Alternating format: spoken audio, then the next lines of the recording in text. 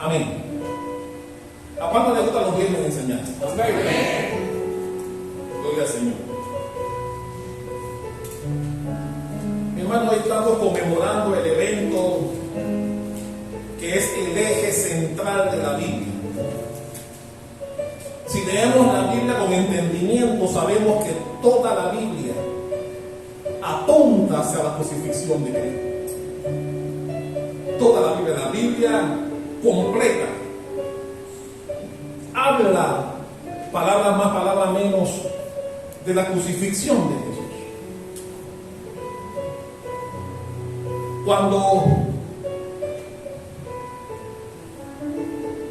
Cuando Dios dijo que, hablando con la serpiente, que la herirá en el calcañar, llega, le pisará la cabeza, hacía referencia a la crucifixión de Jesús.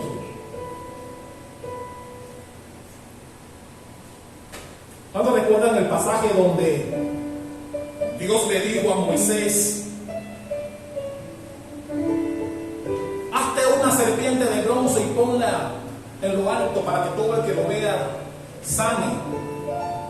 En un momento en que Dios estaba castigando al pueblo y comenzaron las serpientes a picar, a picar al pueblo, y se estaban muriendo de picadura de serpiente.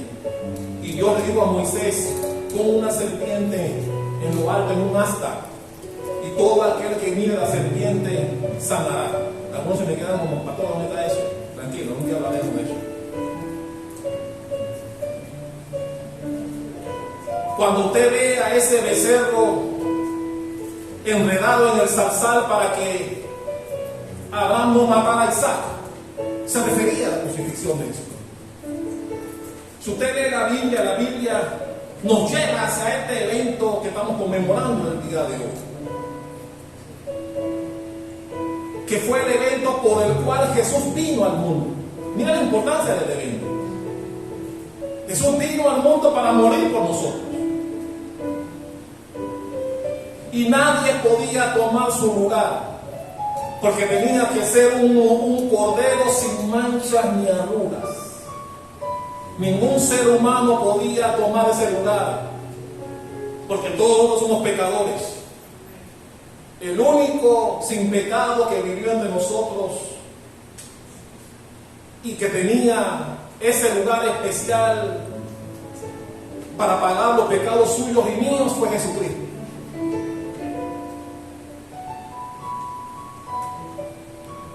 Pero yo quiero hablar hoy de cosas que usted sabe, pero tal vez no con la profundidad con la que vamos a hablar hoy, referentes a la crucifixión y a los eventos que se dieron previos a ese magno evento. A mí me llama la atención porque aún en la cruz Jesús no dejó de salvar gente. Aún en la cruz rescató a alguien. No dejó de evangelizar aún estando en la cruz.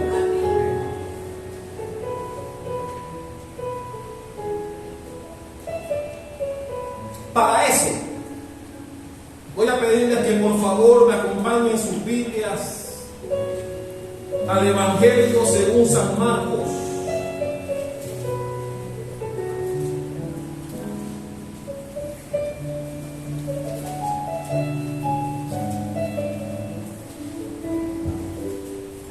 Capítulo 14.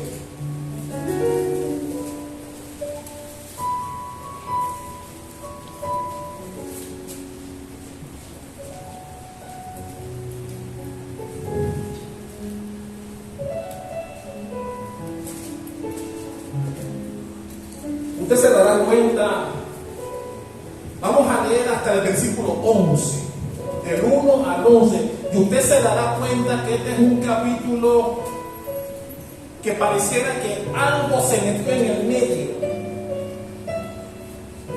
Pero ¿cuántos saben que la Biblia es perfecta?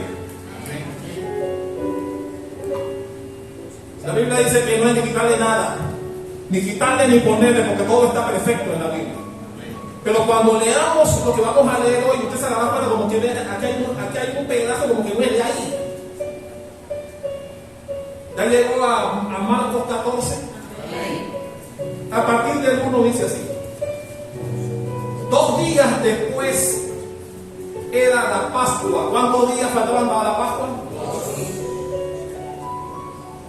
la fiesta de los panes sin levadura. Y buscaban los principales sacerdotes y los escribas cómo prenderle por engaño y matarle. Y decían: no durante la fiesta, para que no se haga alboroto del pueblo.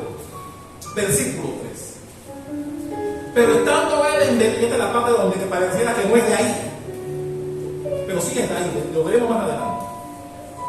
Pero estando él en Betania, en casa de Simón el leproso, y sentado a la mesa, vino una mujer con un vaso de alabastro de perfume de nardo puro, de mucho precio, y quebrando el vaso de alabastro se lo derramó sobre su cabeza.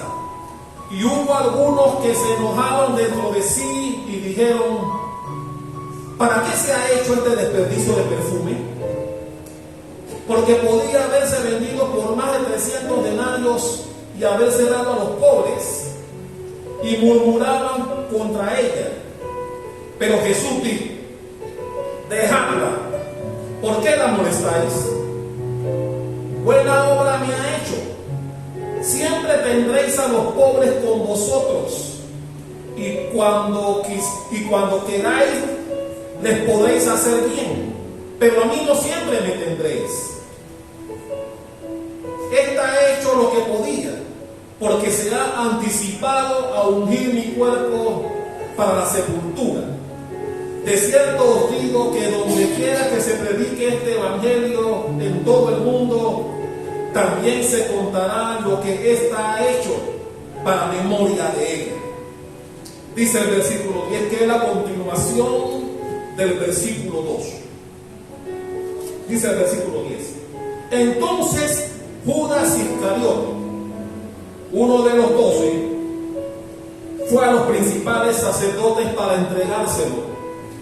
Ellos, al oírlo, se alegraron y prometieron darle dinero. Y Judas buscaba oportunidad para entregarlo. ¿Cuántos pueden dar un fuerte aplauso a esta palabra bíblica? Que se recibida por todos.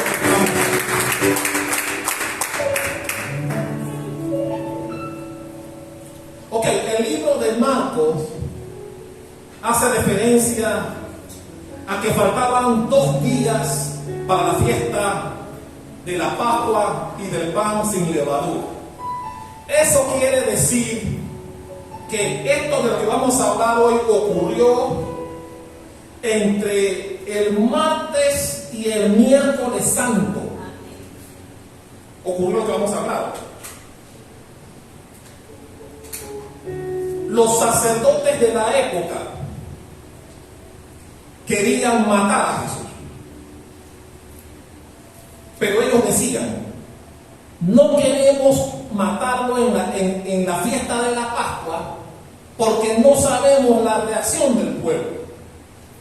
¿Cuántos recuerdan cuando hablábamos aquí de la entrada de Jesús en Jerusalén montado en el pollino? ¿Cuántos quieren ser el pollino aquí?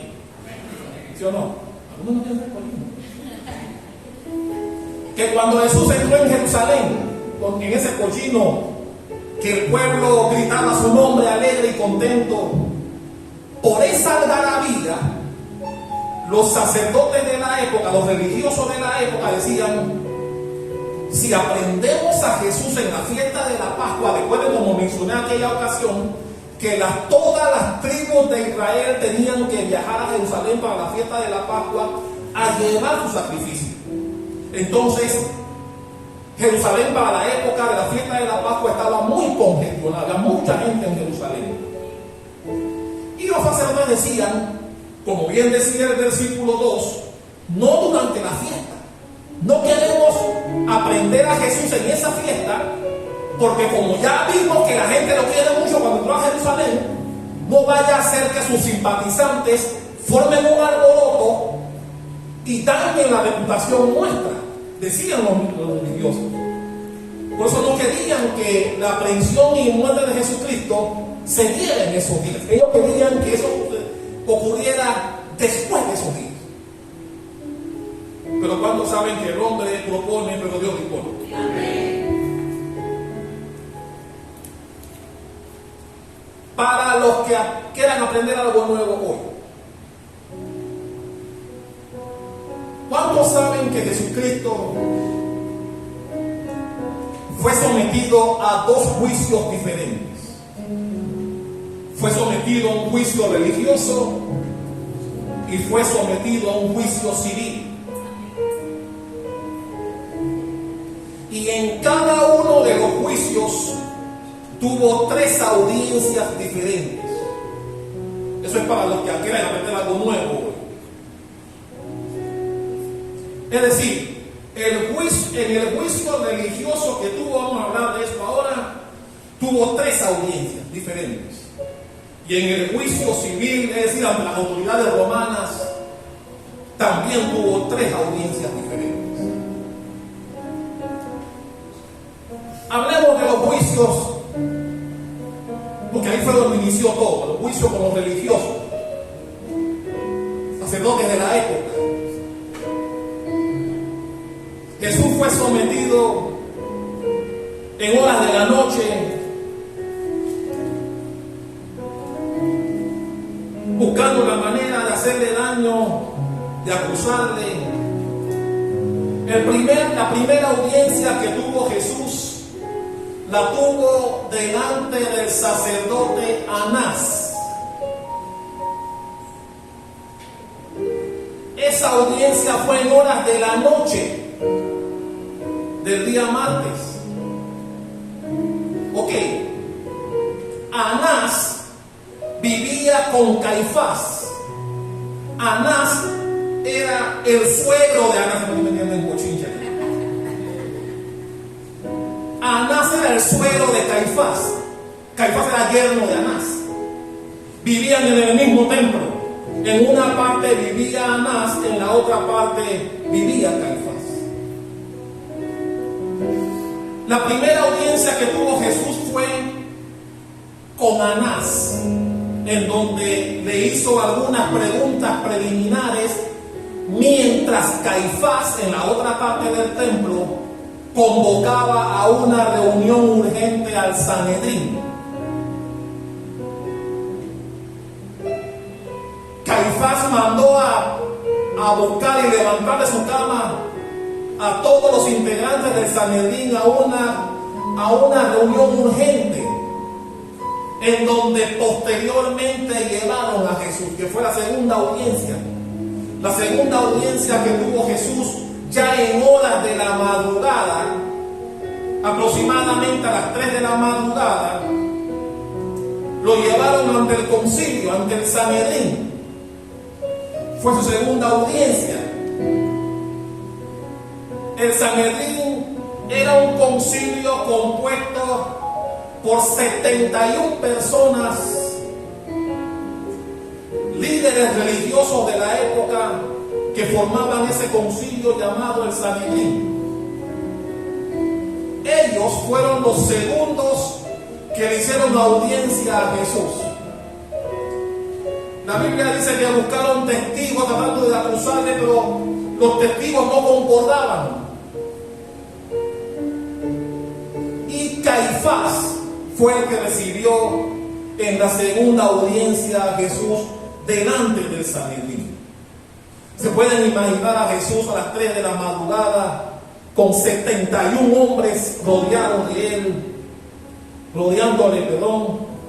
buscando la manera de cómo acusarle. Esa audiencia fue, como repito, en horas de la madrugada.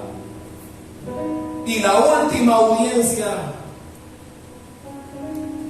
volvió a ser ya en las primeras horas del día, nuevamente con el Sanedrín.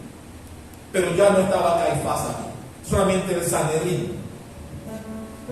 Fueron las 3 audiencias que en horas de la noche y la madrugada sometieron a Jesús. En el día vinieron las audiencias civiles. Ya usted conoce eso. La primera audiencia fue ante Poncio Pilato.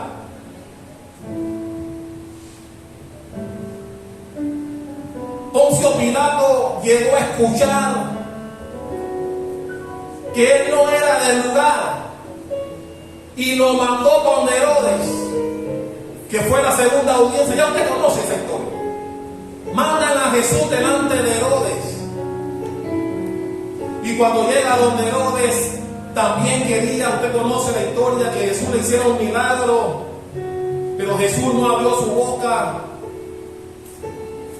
Y nuevamente Herodes se lo devolvió a Pilato. Fueron las 3 audiencias. Ya en la última audiencia con Pilato, la tercera, fue donde se dictaminó su crucifixión. Usted conoce la historia.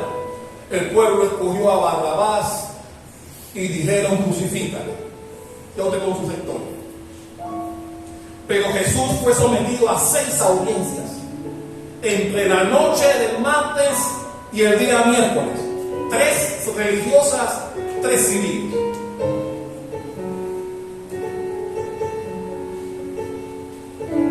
Una de las cosas importantes que usted y yo debemos recordar de ese evento maravilloso, doloroso, pero importante para usted y para mí como cristianos, es que Dios tenía control de absolutamente todo lo que estaba pasando. Aleluya. ¿Cómo le puede ser más fuerte esa pausa? Mi hermano, la muerte de Jesús no fue accidental. Él no murió en la cruz de manera accidental. Ese era el plan perfecto de Dios. Porque la muerte de Jesús tenía que ser una de las peores muertes de la época, para que se surtiera el plan perfecto de liberación y de salvación que nosotros requeríamos por nuestros pecados. Si usted va, por ejemplo, a Deuteronomio, búsquelo por favor, Deuteronomio 21, 23.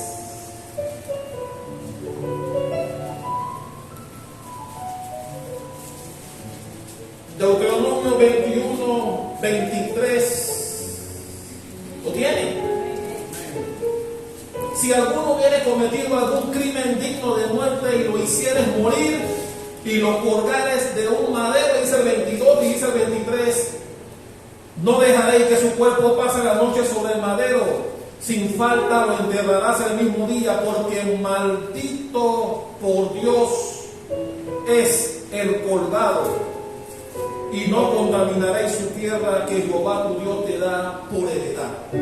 La Biblia dice que era maldito el que moría en un madero. Era la peor muerte de la época. Y cuando entendemos y vemos eso, a veces pensamos: ¿por qué Dios permitió que su hijo muriera de esa forma? Era la manera en que Él tenía que morir por los pecados de nosotros. Era el perfecto plan de Dios. Vaya conmigo por favor a Apocalipsis. Apocalipsis 13, versículo 8.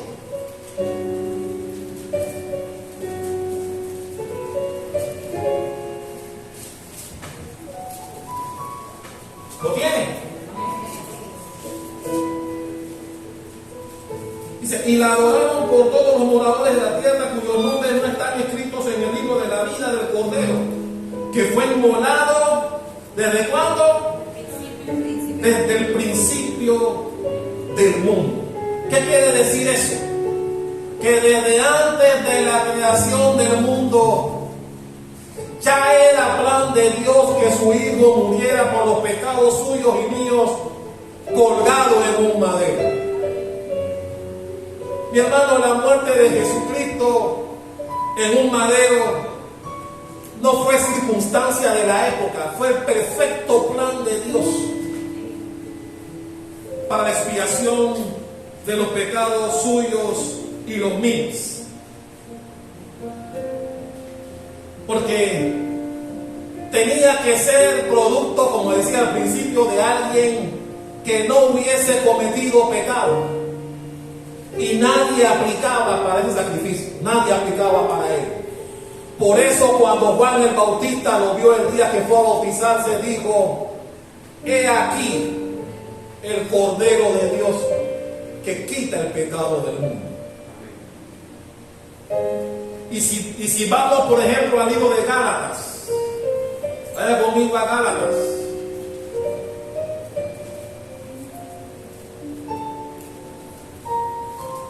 Capítulo 3.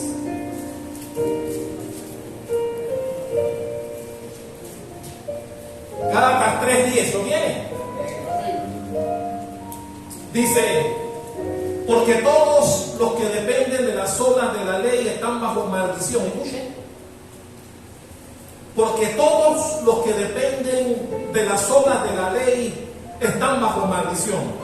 Pues escrito está, maldito todo aquel que no permaneciere en todas las cosas escritas en el libro de la ley para hacerlas. ¿Qué nos está diciendo Dios aquí? Que mi hermano, no hay hombre en la tierra que guarde perfectamente todos los mandamientos. No lo hay. Por eso, el que tenía que padecer, ir a la cruz para nuestros pecados, tenía que ser alguien limpio. Y como dice la Biblia, sin manchas ni arrugas. Y no había ser humano disponible o con la capacidad de hacer el sacrificio. Por eso Dios manda a su Hijo. Y si usted lee más adelante, en el versículo 13 mismo, en Gálatas 3:13,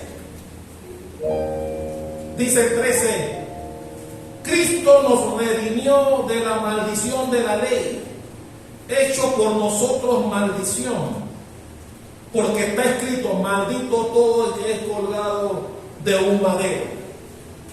Lo que dice el 13 es que como Dios sabe que no había hombre que pudiese ser sometido a esa expiación de pecados, mandó a su Hijo para eso. Cristo nos redimió de la maldición de la ley que está en el versículo 10. Dios nos está diciendo, sé que son humanos, sé que son pecadores, por eso les mandé a mi Hijo, para que aquel que crea en Él no se pierda y pueda tener la vida eterna que todos aspiramos llegar. ¿Amén o no amén?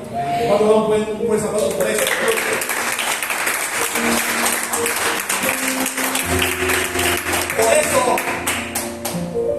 Por eso fue que Jesús siempre mencionó que Él venía al mundo, iba a ser apresado, iba a ser maltratado y crucificado. Eso está, si usted lo busca en sus Biblias, en Mateo 26, versículo 2.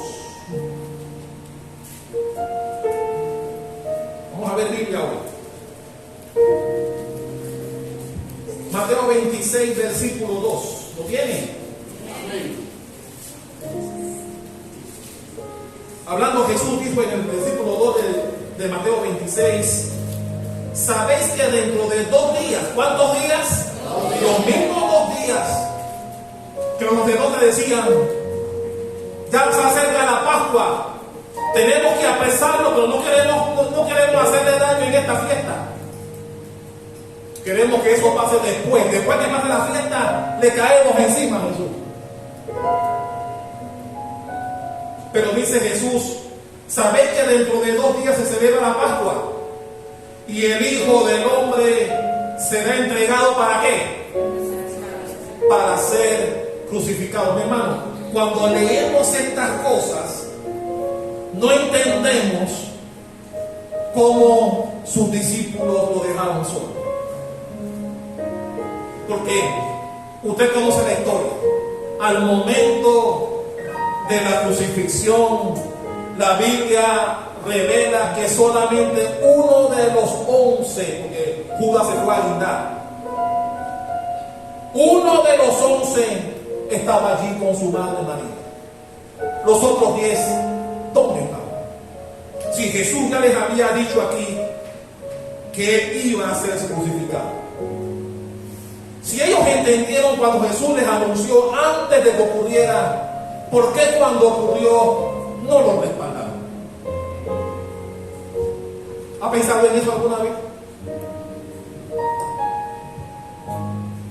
Como si Jesús les dijo, me van a apresar, me van a maltratar, me van a crucificar, pero al tercer día volveré. No lo entendieron. Sus discípulos, los que caminaron con él. No estoy hablando de los dos que iban camino de Emaús, no. Ellos no eran cerquita de Jesús. Yo estoy hablando de los que caminaban con él todos los días. Mi hermano, cuando pienso en Jesús, cuando él miró hacia abajo en la cruz y solamente vio a Juan, ¿usted se imagina la decepción de Jesús? O sea, ¿lo ha pensado en algún momento que sus discípulos, los que él instruyó por 3 años, que caminaron con él, que vieron tantas maravillas cerca de él, a quienes les dio poder para sanar, levantar muertes, hollar serpientes y escorpiones, resucitar muertos y sacar demonios, al momento que más gente quería de su respaldo, no estaban ahí? ¿Y usted cree que eso ha cambiado? Eso no ha cambiado. Mi hermano, si la mayoría del pueblo entendiese, un día como hoy las iglesias no deberían estar con sillas vacías. No deberían. Así que la misma decepción que tuvo Jesús con sus discípulos, ¿quién soy yo para esperar una iglesia llena un día hoy? Quisiéramos tener la iglesia llena un día como hoy, en donde conmemoramos la muerte del que nos salvó. Pero las sillas vacías demuestran que igual que en aquel tiempo, no ha cambiado. No ha cambiado. Igual la gente toma estos días para vacacionar, para chupar, para comer pescado, para ver televisión, para ver Moisés, para ver historias de Jesús por televisión, pero no vivirla aquí en la iglesia. Eso no ha cambiado. Perdónenme. No ha cambiado. El mismo desconocimiento que tuvieron sus discípulos todavía existe hoy. Y mi hermano, esos fueron peores. Esos fueron peores porque nosotros podemos leer los milagros que Jesús hizo. Ellos estuvieron con él ahí y lo vieron. Y cuando Jesús necesitó de ellos, no estaban. No estaban. Solo uno quedó ahí. Y por eso Dios lo premió, siendo el último en morir. Y siendo el que escribió Apocalipsis, dándole las revelaciones. ¿Por qué? Porque fue el único que estaba ahí en un momento tan importante en su vida. Por eso Dios premió a Juan y le encargó a su madre. ¿Usted cree que eso ha cambiado hoy? No ha cambiado. Mi hermano, vivimos el mismo desinterés. La Biblia dice que los discípulos dejaron el plumero. La Biblia dice que huyeron. Así dice la Biblia, huyeron. Dejaron a sus maestros solos. Piensa en un momento cómo estaba Jesús. Piénselo en un momento.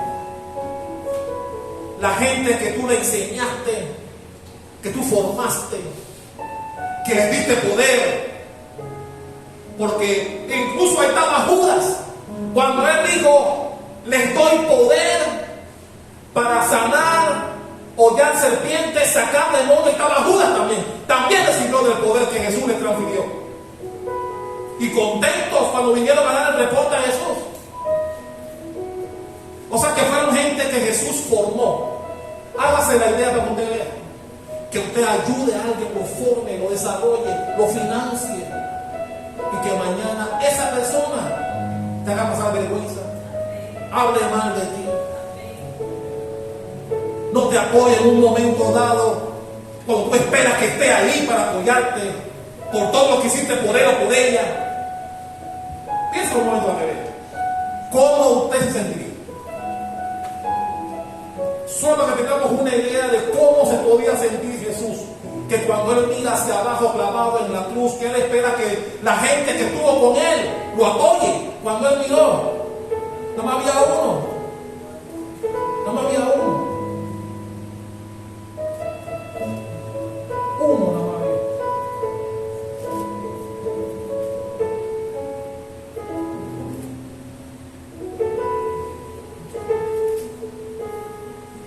Mi hermanos,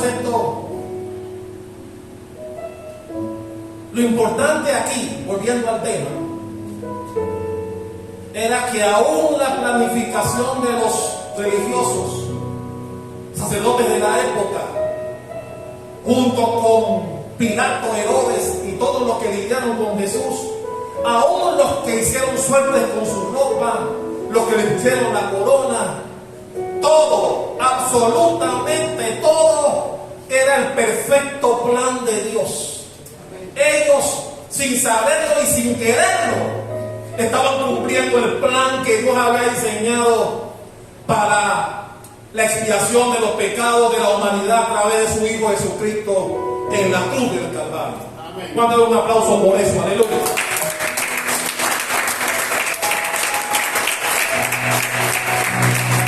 Por eso es que Pablo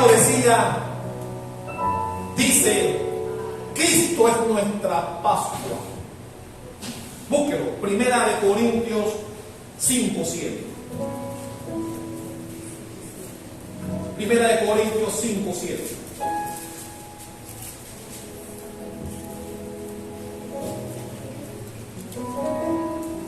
¿Lo tiene? Limpiaos pues de la vieja levadura, para que seáis nueva masa, sin levadura como sois, porque nuestra Pascua, que es Cristo, ya fue crucificada por nosotros. Mi hermano, y cuando leemos eso, volvemos a lo que vemos allá afuera. Volvemos a ver las posesiones que creo que se están dando hoy, en este momento también. Pablo dijo, Cristo, que ya fue sacrificado por nosotros. Mi hermano, ya nosotros no tenemos que pagar ninguna manda, porque ya todo lo pagó Jesucristo en la cruz por cada uno de nosotros. Él es nuestra Pascua. Él fue el que sacrificó su vida por nosotros.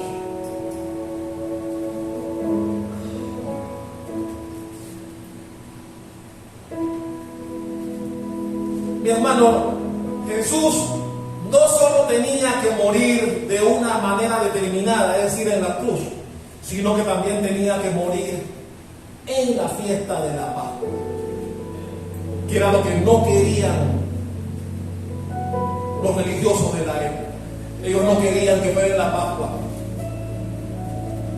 Ahora, si ellos hubiesen sabido el final, si ellos hubiesen sabido que lo que le decían, gloria a Dios en las alturas, gracias al rey David que viene entrando, hosana en las alturas, si ellos supieran que al final ellos iban a estar victoriando a Barrabás, no se hubiesen preocupado como estaban en el momento.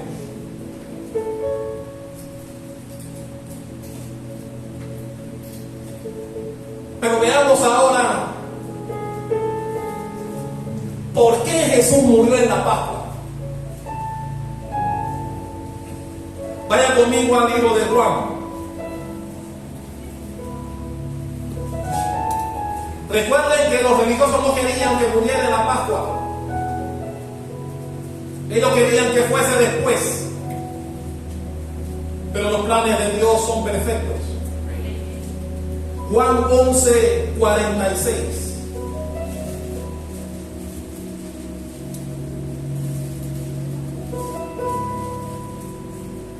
¿Ya lo tienen? Amén. Pero algunos de ellos fueron a los fariseos y les dijeron lo que Jesús había hecho.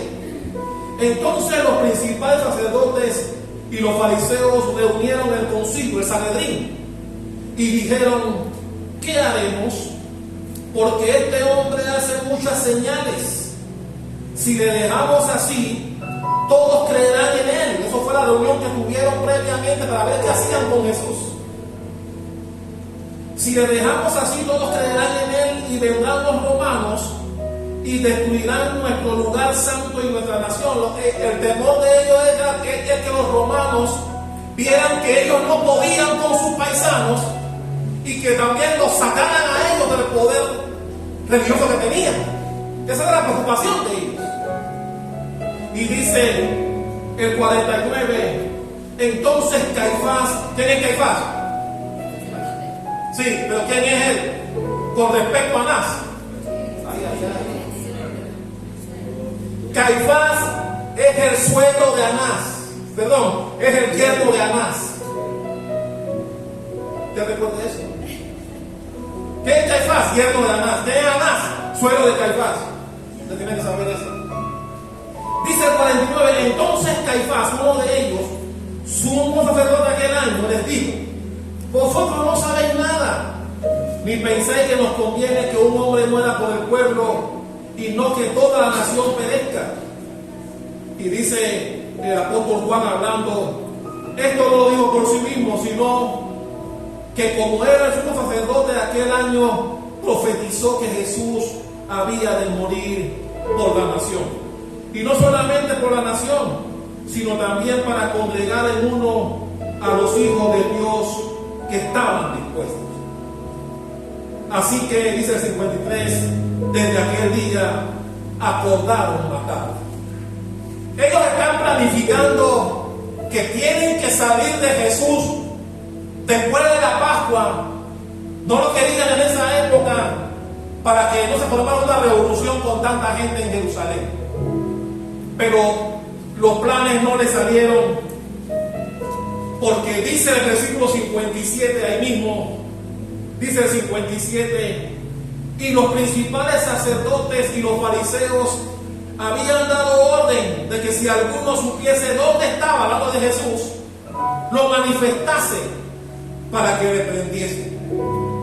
Esa noticia llegó a los oídos de Judas. Judas escuchó que los sacerdotes estaban pidiendo información de dónde podían aprender a Jesucristo de manera callada, escondida, sin que el pueblo lo notase. Y dice la Biblia que eso fue lo que hizo que Judas fuera donde el sacerdote.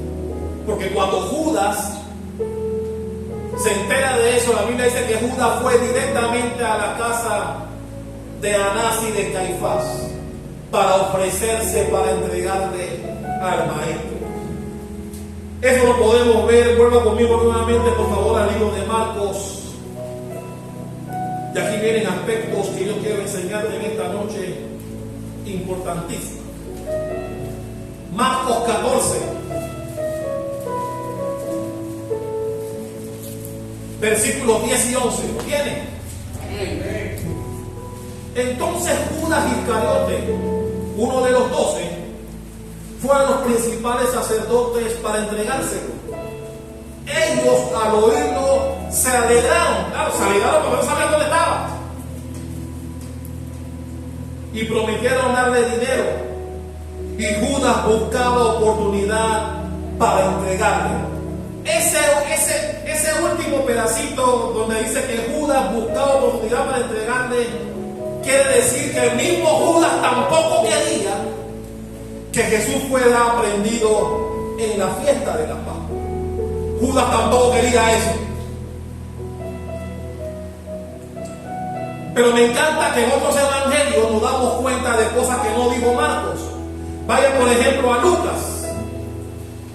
Vaya a Lucas 22.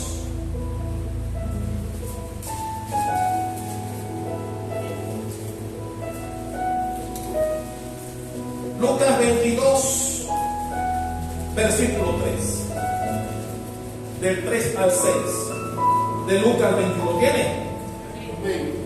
Y entró Satanás en quién. Y entró Satanás en Judas,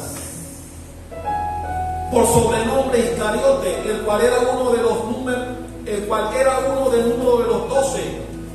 Y este fue y habló con los principales sacerdotes y con los jefes de la guardia de cómo se lo entregaría. Ellos alegaron y convinieron en darle dinero, y él se comprometió y buscaba una oportunidad para entregárselo. ¿Cómo?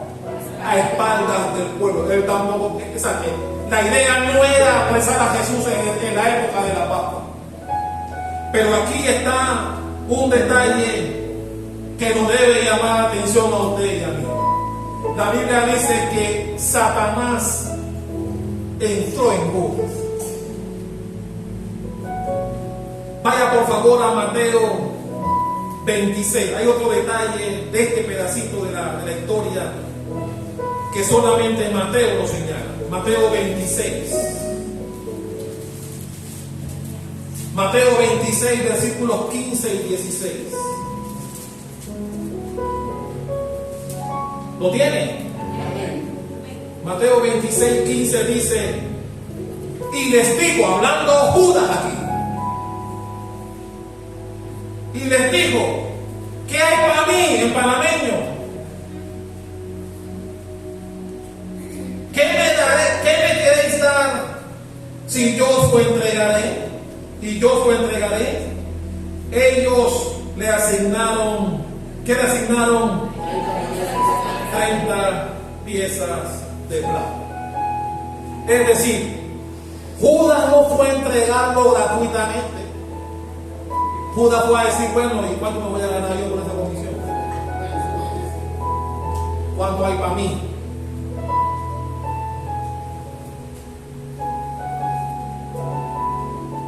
Y mi hermano, a mí me llama mucho la atención que uno de los que caminó con él, uno de los que vio tantos milagros, vio tantas maravillas hechas por su maestro, fue el que lo traicionó y lo entregó.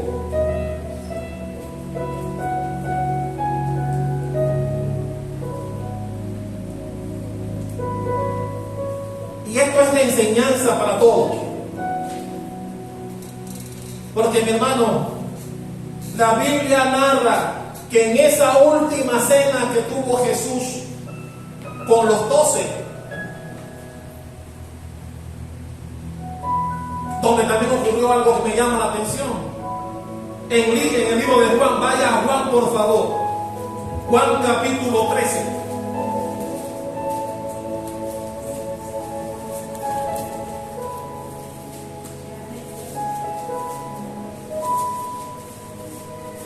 Mi hermano, y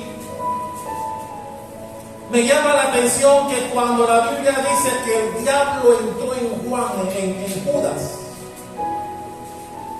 entró en un momento súper especial. En la última cena que Jesús tuvo con ellos. ¿Se llegó a Juan 13? El versículo 2 dice: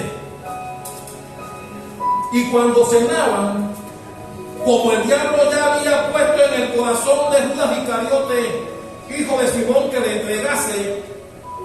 Es decir, la Biblia no dice aquí que Satanás ya había entrado en Judas. Dice que ya había estado en su corazón, ya había puesto en su corazón entregarle. Cuando el diablo, Satanás, o como usted le llame, entró en Judas, vaya al versículo 21. Ahí mismo en Juan 13. Ya llegó al 21. Habiendo dicho Jesús esto, se conmovió en espíritu y declaró y dijo: de cierto os digo que uno de vosotros me va a entregar. Dice el 22. Entonces los discípulos se miraban unos a otros, dudando de quién hablaba. Y uno de sus discípulos, que Jesús amaba, hablándose de Juan, que estaba recostado al lado de Jesús. A este pues, alguien le hizo señas. ¿Quién fue? Pedro, el desbocado.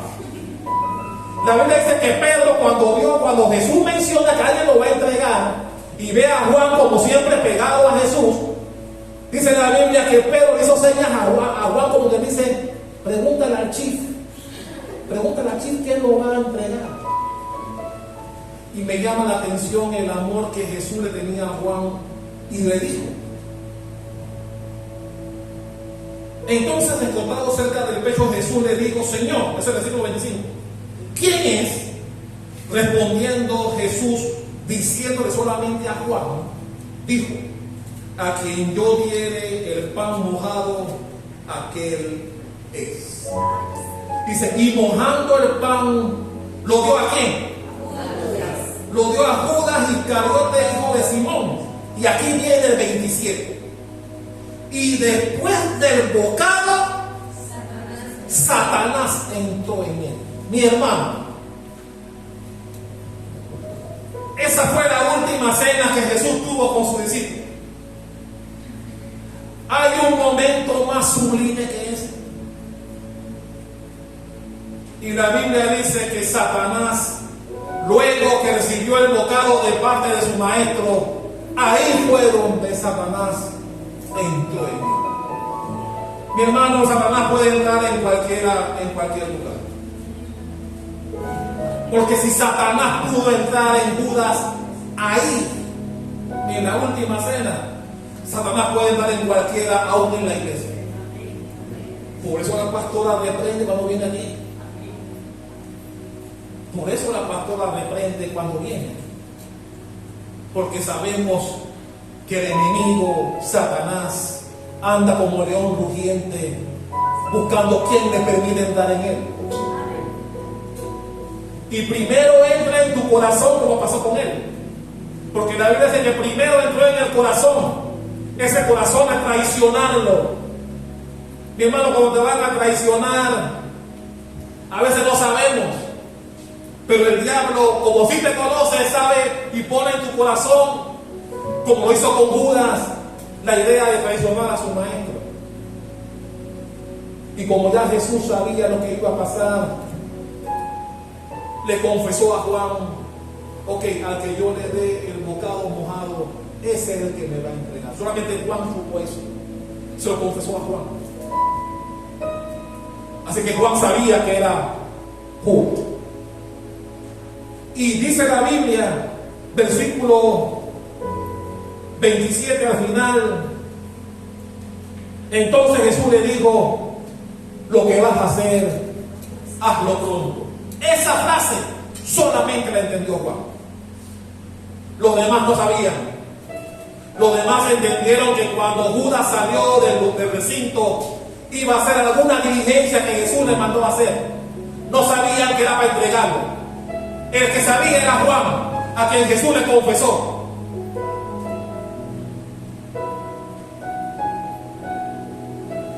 Eso fue lo que aceleró y fue lo que provocó que Jesús muriera en la fiesta de la paz. Dale un aplauso al que vive en él.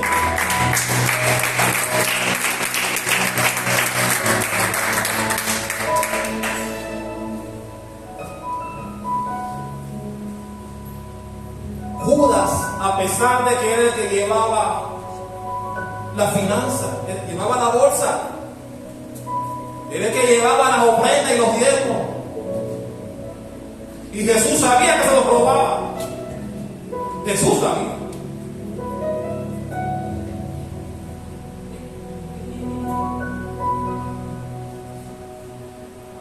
Pero aún eso, aún todo eso, era plan de Dios. Ni Judas, ni Caifás, ni Anás, ni el Sanedrín, ni Pilato, ni Herodes entendían que estaban trabajando para Dios, para que se cumpliera la profecía de más de 500 y 700 años antes de que Jesús moriría en un madero.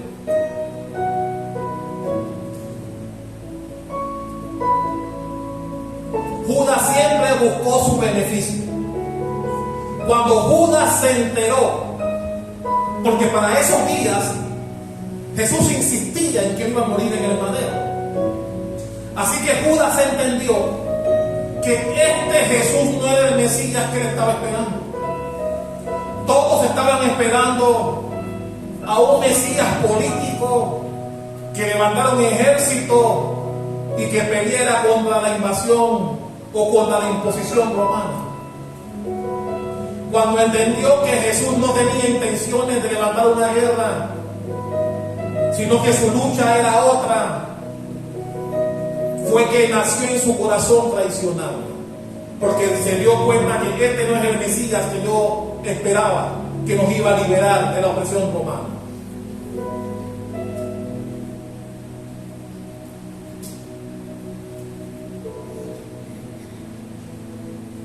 La Biblia me enseña, vaya conmigo por favor a Hebreos 9.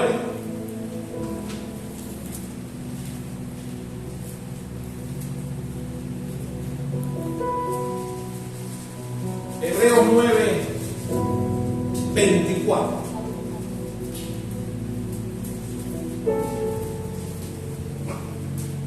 ¿Lo tiene? Hebreos 9, versículo 24 dice: porque no entró Cristo en el santuario hecho de mano, figura del verdadero, sino en el cielo mismo, para presentarse ahora por vosotros ante Dios. Esto es importante, que tiene que ver con la época. Aquí dice: Jesús, porque no entró Cristo en el santuario hecho de mano, que es lo que pasa hoy. Dice, figura del verdadero. Claro, no es una imagen que como se hace allá afuera en las posesiones que se ven ahora mismo, sino dice, sino en el cielo mismo, para presentarse ahora por nosotros ante Dios, y no para ofrecerse muchas veces, como entra el sumo sacerdote en el lugar santísimo cada año con sangre ajena. De otra manera le hubiese sido necesario padecer muchas veces desde el principio del mundo, pero ahora, en la consumación de los siglos, se presentó una vez y para siempre por el sacrificio de sí mismo para quitar de en medio el pecado. Dios nos está diciendo que la obra de Jesús de entregar su vida por nosotros es un hecho irrepetible. Es un hecho que no volverá a ocurrir. Él entregó su vida por los pecados de la humanidad, presente, pasado y futuro. Recuerden que desde antes de la creación del mundo ya todo estaba predestinado. Ya se sabía cómo iba a morir Jesús, cuándo y dónde iba a morir Jesús, desde antes de la fundación del mundo. Por eso, este acto de expiación de pecado que realizó Jesús, como bien dice aquí, no es un hecho que tiene que repetirse a cada rato, cada cierto tiempo. Ese es un solo acto para siempre, para perdón de los pecados de toda la humanidad, hasta que Él regrese por su remanente. A mí me encanta eso,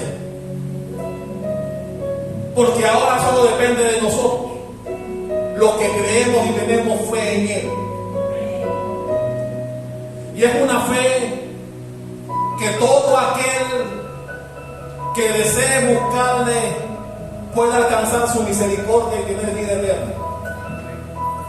El acto de fe con la cual Jesús murió por nuestros pecados no es exclusivo de los que estamos aquí. También alcanza a los que vienen después. Alcanza a aquellos que, si lo desean, pueden dejar su vida y venir a Jesús. Él siempre tendrá los brazos abiertos para recibirnos. Me encanta que aún estando en la cruz, Él no dejó de rescatar a gente. Le dijo a aquel ladrón: hoy estarás conmigo en el paraíso.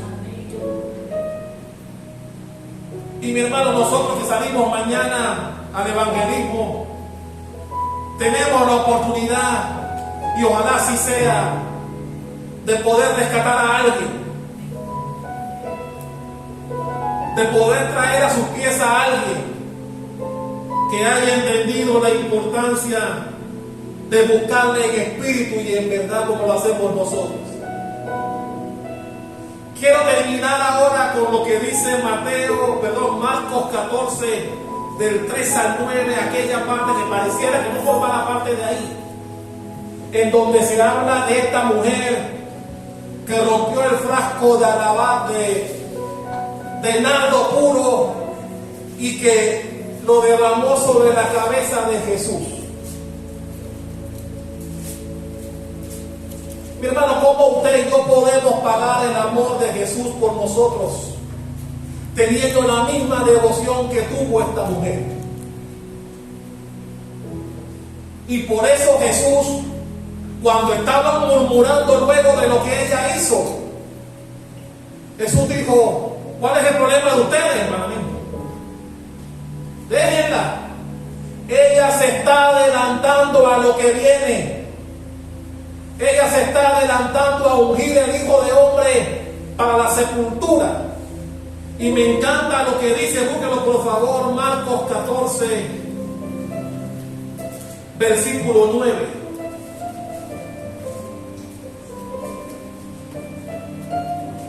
Cuando le dijo que ella se había anticipado en su para la sepultura. Y dice el versículo 9 de Marcos 14: de cierto os digo, que donde quiera que se predique el evangelio, esta fue una profecía de Jesús, donde quiera que se predique este evangelio en cualquier parte del mundo, también se hablará de esta mujer, de lo que hizo, que entregó su devoción, rompiendo ese frasco de perfume caro y puro, ungiendo al maestro, sin saber ella que me estaba preparando para lo que venía 2 días después, cuando sería entregado para ser crucificado. Mi hermano, ¿qué es lo mejor que usted y yo podemos hacer cuando conmemoramos un aniversario más del sacrificio de Jesús en la cruz? Es comprometernos más con Él. Es decir, yo voy a honrarlo con mi vida. Lo que Dios me da de vida voy a honrarlo, voy a buscarle, voy a alabarle, voy a servirle, voy a ganar almas para Él, para que no me pase lo que pasó con aquellos que lo dejaron solo en un momento tan importante. Pero ese momento también Él le dijo que iba a suceder. Él le dijo: cuando entreguen al Hijo del Hombre, todos huirán, excepto uno que estaba allí.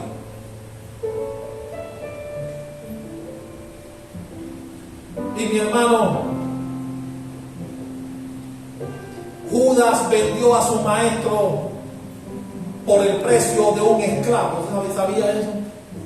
Usted sabe que 30 pesetas de plata era el costo de un esclavo.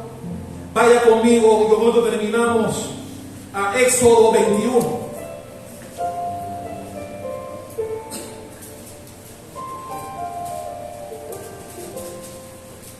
Éxodo 21, versículo 32.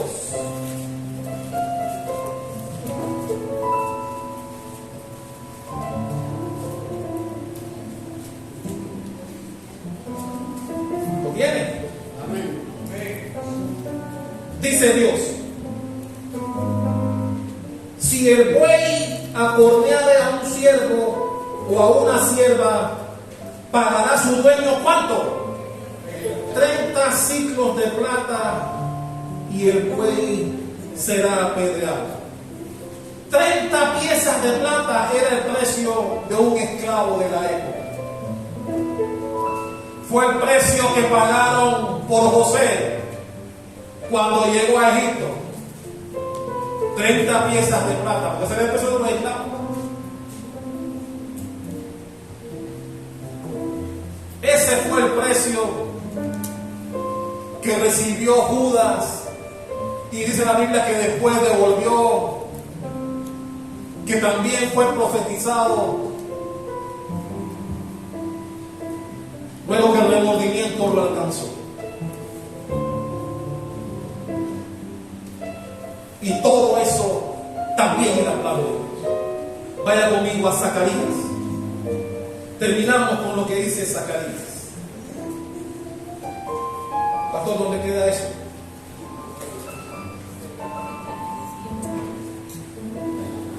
Zacarías capítulo 11.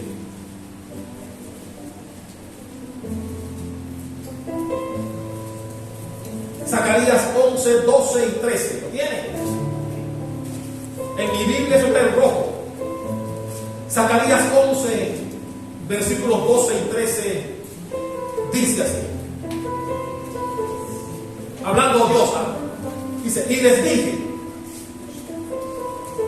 si os parece bien, dadme mi salario, y si no, dejadlo. Y pesaron por mi salario 30 piezas de plata. Y me dijo Jehová, échalo al tesoro, hermoso precio con que me han apreciado. Hablando irónicamente de Dios aquí. Hermoso precio con que me han apreciado. Y tomé las 30 piezas de plata y las eché en la casa de Jehová al tesoro.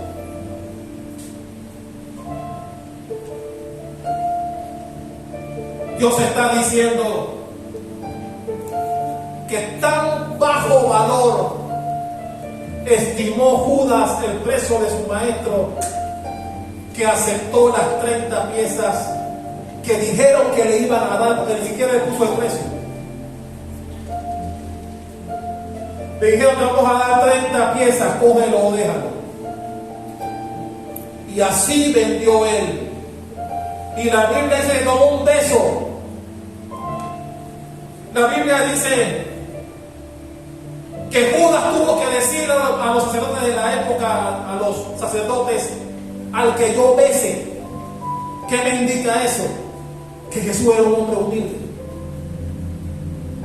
Que Jesús, tal vez como el pastor en este momento, que tiene que vestirse porque está delante de su hermano, y me tengo que vestir de cierta forma, Jesús, cuando fueron a apresarlo, era uno más de los que estaban ahí. Al punto que Judas tuvo que decir, al que yo bese, para poder distinguir a Jesús de los que estaban ahí.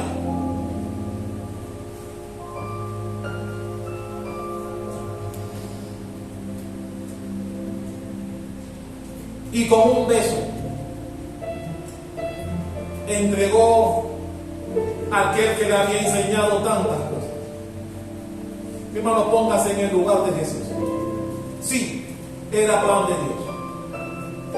Pero imagínese a alguien que usted le dedicó tiempo, le dio conocimiento, lo ayudó a ser mejor de lo que era, y que días después de traición. Mi hermano, nosotros los pastores, líderes, no estamos exentos de que nos pase. Si le pasó al mismísimo Jesús, que alguien que aprendió mucho de él lo traicionó, nosotros no estamos exentos de que nos pase. Le pido a Dios todos los días que yo tenga gente fiel. Gente fiel. Pero mi hermano, por más que tú ores por fidelidad, no es garantía de que la vas a tener todo el tiempo. Porque Jesús nos enseña con su ejemplo de que no lloremos el día de mañana si alguien nos traiciona, porque Jesús nos dirá: a mí me pasó, ¿cuál es tu problema? ¿Qué estás llorando? A mí me pasó también. A mí me traicionó Pedro, me negó 3 veces. Judas me vendió por 30 piezas. Uno fue incrédulo, tuve que enseñarle la medida para que me creyera. Jesús nos enseña, mi hermano, que nosotros los pastores, los que estamos en el aula acá, tenemos que estar curados en salud, porque la traición es parte de cosas que pueden ocurrir, de que menos esperas. Mi hermano, cuando Jesús mencionó que alguien lo iba a traicionar, nadie dijo: seguro va a ser Judas. Nadie dijo. Si Judas llevaba la plata, era el que menos la gente pensaba. Pero mi hermano, el hecho es que este acontecimiento que celebramos hoy debe ser motivo de que todos los cristianos tengamos un motivo más para comprometernos con Él, un motivo más para alabarle, para amarle. ¿Cuántas veces yo que voy a terminar?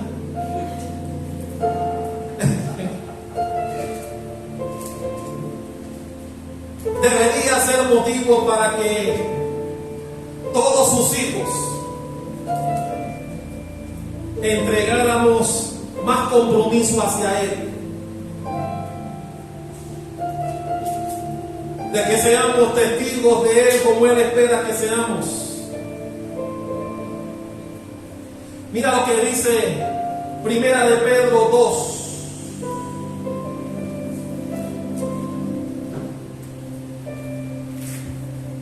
Versículo 21. Pues para esto fuisteis llamados, porque también Cristo padeció por nosotros, dejándonos ejemplo para que sigáis sus pisadas, el cual no hizo pecado, ni se halló engaño en su boca, quien cuando lo maldecían no respondía con maldición, cuando padecía no amenazaba, sino encomendaba la causa al que juzga justamente. Eso es para nosotros.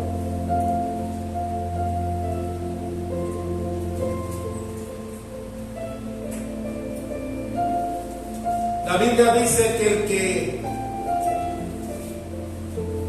no ama a Jesús sea maldecido.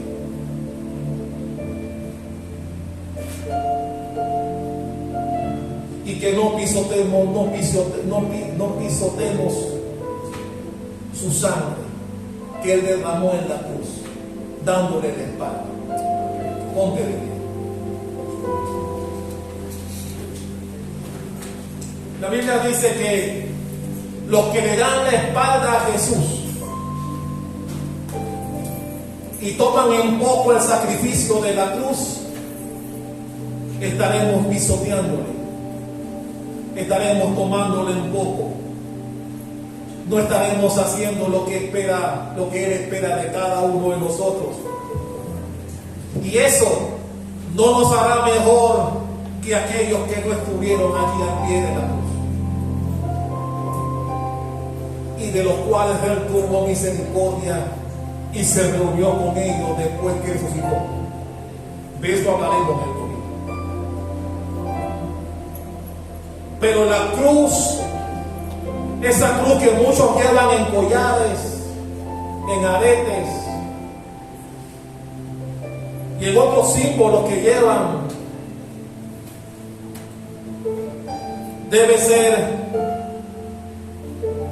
tomado como Jesús espera que lo tomásemos, como un compromiso fiel y digno de amarle y seguirle hasta que Él regrese por nosotros, hasta que Él regrese por ese remanente, por aquellos que nos permanezcamos firmes, no perfectos, pero firmes en su camino, levantándonos, pudiendo caernos, pero siempre levantándonos, pidiéndole misericordia y deseando que Él vuelva pronto y que podamos irnos con Él. Dale un aplauso al Rey de Reyes.